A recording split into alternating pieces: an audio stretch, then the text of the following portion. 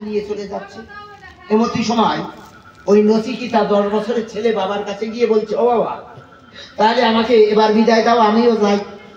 কোথায় যাবি? কেন আমি জমালয়ে যাই। কয় তুই বলিস কি? কয় ঠিকই তো বলি, তুমি তো আমাকে দান করে দিলে জমের কাছে। কয় ও তো কথার কথা। আচ্ছা, জমের কাছে কেউ যেতে পারে নাকি? কয় বাবা, তুমি মায়ায় পড়ে বলছো, এটা তোমার পার্থিব জগতের মায়া, তুমি মায়ায় পড়ে বলছো জমের কাছে যেতে পারবো না। তা তুমি বলো আমি চলে যাই। ছেলেটা না যেয়ে ছাড়বে না, আর বাবা ওকে ছাড়বে না। অবশেষে ওই মুনি ছাড়তে বাধ্য হলো, না তুমি যাও। ছেলেটা কি করেছে? হাঁটতে হাঁটতে হাঁটতে হাঁটতে স্বীয় প্রতিভায় জমালয়ে উপস্থিত হয়েছে। কিন্তু সেই কথা বলা ভালো, আপনাদের অনেকেরই হয়তো জানা ছিল, ওই দিন ওই সময় যমরাজা তার আশ্রমে নাই ছিল। এখন নচিকেতা 10 বছরের ছেলে জমালয় দরজায় বসিয়ে আছে। একদিন, 2 দিন, 3 দিন বসিয়ে আছে, কিন্তু সেখানে আর কেউ নাই। 3 দিন পর বিশাল দীর্ঘকায় দেহ যমরাজে এসে হাজির। দেখে সূর্য সম তেজ প্রভায় এক 10 বছরের ছেলে বসিয়ে আছে। তুমি কে? কয় আমি নচিকেতা। এখানে কেন? কয় আমার পিতা দ্বারা আপনার কাছে আমি প্রদত্ত হয়েছি, তাই আমি চলে এসেছি। কয় এটা তো মৃত্যু লোক, এখানে তো পৃথিবীর কোনো মানুষ চলে আসতে পারে না, তুমি আসলে কি কায়দা? কয় আমি তো আসলাম, আমাকে তো কেউ আটকালো না। ও, কেউ আটকালো না? তবে শোনো নচিকেতা, এটা মৃত্যু লোক, এখানে জীবদ্দশায় কোনো ব্যক্তি থাকতে পারে না, তোমাকেও এখানে থাকা চলবে না। কয় বলেন কি? আমার বাবা আপনাকে দান করেছে, আমি তো আপনার কাছেই থাকবো, আপনি আমাকে যে কাজ করাবেন আমি সেই কাজ করব, এখন এখানে থাকা চলবে না, এটা হয় নাকি? কয় না নচিকেতা, এখানে তুমি থাকতে পারবে না। তবে শোনো, একটা ভুল হয়ে গেছে, আমি 3 দিন এই জমালয়ে ছিলাম না, আর এই 3 দিন তুমি এখানে না খেয়ে বসে আছো, এর জন্য তোমাকে আমি 3টা বর দেব। তুমি আমার কথা নাও, তুমি 3টা বর চেয়ে নাও, আমি তোমাকে 3টা বর দেবো। এই বর 3টা নিয়ে তুমি তোমার স্বধামে তোমার পিতা মাতার কাছে চলে যাবে। কয় বর দেবে? হ্যাঁ হ্যাঁ বর দেবে। নচিকেতা তাহলে আমি বর চাই। নচিকেতা বলছে, হে যমরাজ, আমার পিতা মাতা আমাকে ছাড়তে চাই নাই, কিন্তু আমি এসেছি, আমি জোরপূর্বক এসেছি। তারা তাদের অন্তরের ব্যথা যেন দূর হয়, আমাকে হারাইয়ে তাদের অন্তরের ব্যথা যেন দূর হয়। আর দ্বিতীয়বার ফিরে গেলে আগের মতো যেন গ্রহণ করে। কারণ যদি কোনো লোক মর্তলোক থেকে জমালয়ে যায়, সেখান থেকে যদি ফিরে আবার মর্তলোকে ফিরে যায়, তাহলে সবাই বলে ওটা প্রেতাত্মা, ওটা ভূত, মেনে নেয় না।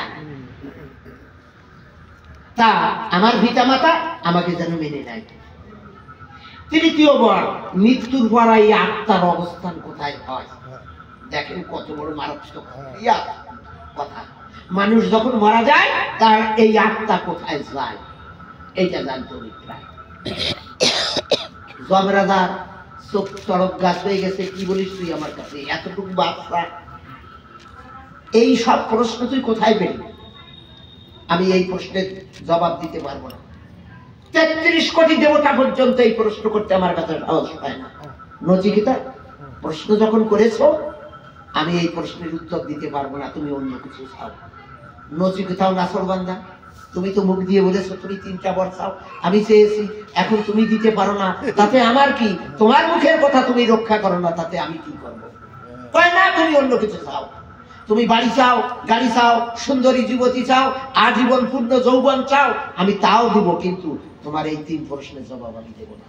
কয় না, আমি অন্য কিছু চাবো না। যমরাজ পড়ে গেছে কাছে। কি কয় নচিকেতার কাছে? শোনো, এইবার পিঠে হাত দিয়ে বলছে, শোনো, তোমার ভিতরে একটা দৃঢ় সংকল্প বোধ আছে, তুমি এতটুকু বালক হলেও তোমার ভিতরে দৃঢ় সংকল্প বোধ আছে। তোমাকে পরীক্ষা করে দেখলাম যে তোমার ভিতর কতটা চেতনা, কতটা বুদ্ধি, কতটা আত্মতত্ত্ব বোধ আছে, এইটা আমি বুঝে দেখলাম। শোনো, তোমার প্রশ্নের উত্তর আমি দেবো। তুমি প্রশ্ন তিনটা আবার রিপিট করে বলো তুমি কি চাও। তাই বললাম যে এই বর তিনটা আবার দাও, চাও। আমার শেষের প্রশ্ন, আত্মতত্ত্ব। মানুষ মারা যাওয়ার পর এই আত্মা কোথায় চলে যায়? পার্থিব জগতে ব্রাহ্মণেরা কি করে দেখেছেন? কিছু পার্থিব জগতের কথা আপনাদের শোনায়। কয়েকখানা পুরোহিত দর্পণ লিখে তারা এই সমাজের মাথায় কাঁঠাল রেখে তারা পশু রেখেতে চায়। কেমন? তারা কি বলে যে মানুষ মরে গেলে ভূত হয়, তাকে খেতে দিতে হবে, যাও ওই বাগানে গিয়ে খেতে দাও। আমার কাছে বলেন দেখি, এই কোনোদিন সম্ভব হয় না? যে লোকটা জীবনে কোনোদিন মাছ মাংস খায় নাই, যে লোকটা চিরজীবন প্রসাদভোজী, সে কি করে প্রেতাত্মা খায়? তার খাবার জঙ্গলে কি কায়দায় হয়? হয় নাকি? এটা কাদের কার স্বাধীন? ব্রাহ্মণের। এইবার শুনেন নচিকেতার কথা কি, আত্মতত্ত্ব কি, মানুষ মরে গেলে তার আত্মা কোথায় যায় শুনেন। সেই কথা আপনাদের আমি বলে শোনাই। প্রত্যেকের কিন্তু পাসপোর্ট আছে, ইন্টারন্যাশনাল পাসপোর্ট। আমার আছে, আপনার আছে, ওই কাকার আছে, ওই মার আছে, সবার কিন্তু পাসপোর্ট আছে। পাসপোর্ট কি? বিশেষ পারমিশন। কোন দেশে যেতে হলে পাসপোর্ট লাগে। আমি ভারত থেকে বাংলাদেশ যাব, ভারত থেকে পাকিস্তান যাব, ভারত থেকে আমেরিকায় যাব, পারমিশন আমার এই পাসপোর্ট বইটা। কিন্তু বিশেষ পারমিশন হচ্ছে ভিসা। ভিসা আমি কোন দেশে যাব, বই একটা, ভিসা বিভিন্ন দেশের হতে পারে। যদি আমি আমেরিকায় যেতে চাই, আমেরিকান ভিসা। যদি বাংলাদেশ যাব, বাংলাদেশ ভিসা দেবে। এখন প্রত্যেকের পাসপোর্ট কি? আমরা প্রত্যেকেই মারা যাব, তাই না? মারা প্রত্যেকেই যাব, কেউ কিন্তু চিরদিন থাকবো না। ওই গীতার বাণী, যাত সেই দুর্বল মৃত্যু দুর্বল জন্ম মৃত্যুশত তস্মাদ পরিহার্যাতে নত্যং শুচিত। আমাদের পাসপোর্ট, আমরা প্রত্যেকেই মারা যাব, মরণের ভিসা। এটা মরণের ভিসা। কিন্তু আমরা মরে যাব কোথায় জানেন? আমরা মরে কোথায় যাব বলতে পারেন?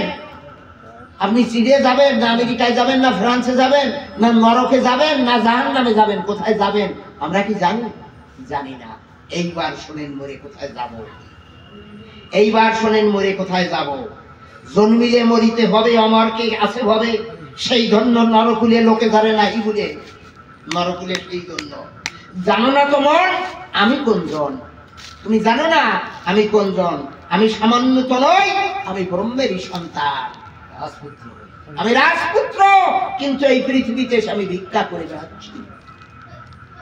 এই পৃথিবীতে আমি ভিক্ষা করে বেড়াচ্ছি। এই আর একটা কথা মনে পড়ে গেছে, আমি এইটু বলিনি, তারপরে আপনাদের সেই কথা বলবো। আনন্দ ব্রহ্মেতি বেদনাথ, আনন্দ বখল্লিমানি ভূতানি, আনন্দ জাতানি জীবন্তী, আনন্দ প্রত্যেক।